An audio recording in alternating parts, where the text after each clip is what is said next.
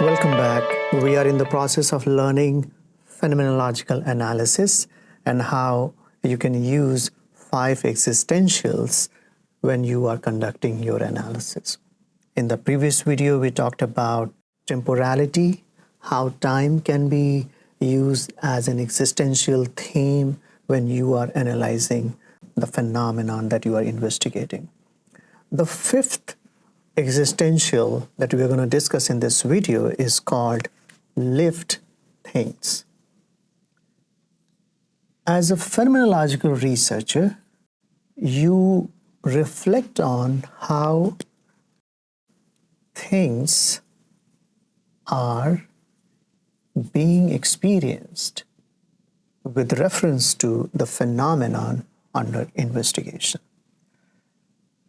We as humans, our life is kind of surrounded with different objects around us, whether it's our house, whether it's our office. And in some way, these objects are an extension of who we are. I have often seen people, even like an object like a laptop or any tablet, people put some pictures. And if you look carefully, those pictures, sometimes those are pictures of some famous character, movies, a person who might have a strong influence on that person. Some people might have a picture of their parents, significant others. So you see that the object, which is like an electronic object, like a laptop, can tell us more about how these objects have meaning for the person who is using it. So any phenomenon that I'm exploring, the objects which are in that, which comes under that phenomenon, can tell us more about the meanings and about the phenomenon. So that is why when you are doing a phenomenological analysis or you're collecting data, it's important to focus on lived things, how things are experienced in this phenomenon. So that's how we pay attention to the things. Another thing, if you think carefully, is how different objects influence us. So when you enter a space, let's say a university campus, you may see a painting on the wall, you may see some object around us, and those objects informs something about the institution, about the meanings, the values that the institution is sort of holding those values. So lived things are the 5th existential theme that you can use when you are analyzing your data. Let's take the same example we have been taking to unpack it a little bit more. So the example we are using is the example of how Black women faculty members experience, what are their lived experiences in academia. So one thing which may come up if you are exploring this phenomenon with reference to the lived things is how personal objects become like an extension of identity of these Black women faculty members. So when you look in their offices, the kind of posters they might have on the walls, maybe the books they have in their book racks. So looking at these objects around the offices can tell more about the identities, the values that these faculty are having for them. These objects can also symbol of resistance and empowerment. I once was visiting a Black women professor, and in her office, I saw a big poster of Michelle Obama and the book she wrote. So that tells about how these symbols, this Michelle Obama's poster, represents an object that sort of provides empowerment to her and more strength to resist wherever it's needed. So the personal objects that we see in this study may tell us more about the extension of the identities and the values that these faculty members have.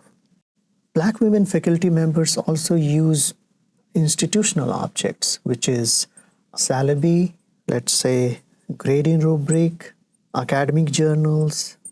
These objects can symbolize both enabling their academic work or constraining their academic work.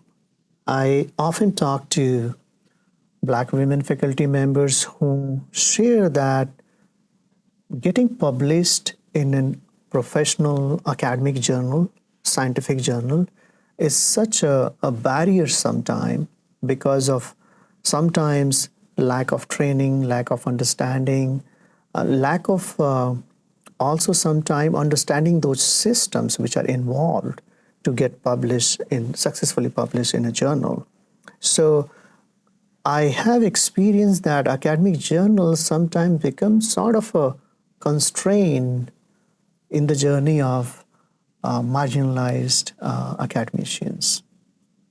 Institutional materials, another material that I can think about, which sometimes becomes like a barrier, is tenure and promotion policies.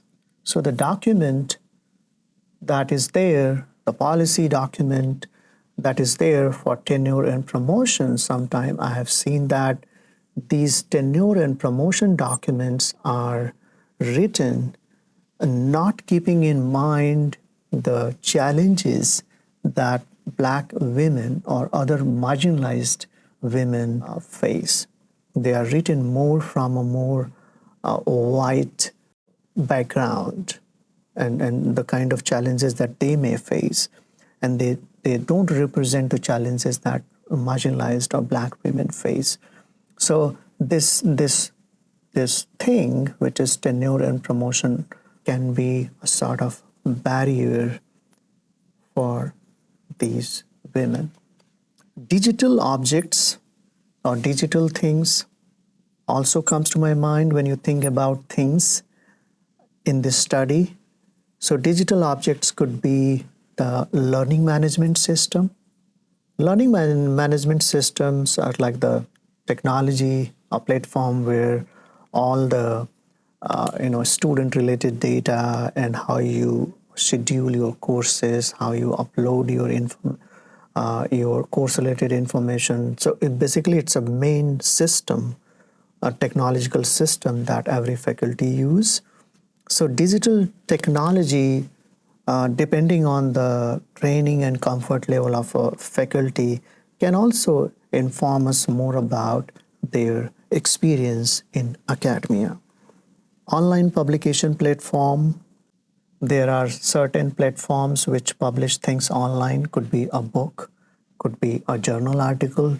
So these platforms also are a big part of how any faculty members perform their job. So with reference to Black women faculty, this might also tell us more about whether it is a barrier or enabler in their journey of performing their job as a faculty member.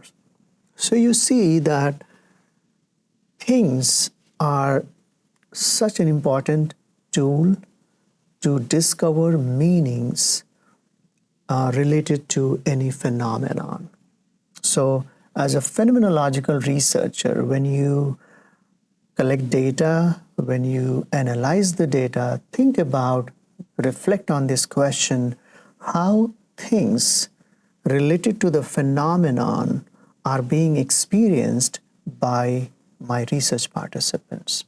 How these things are, what meanings research participants are taking or are creating when they are interacting with these objects around them.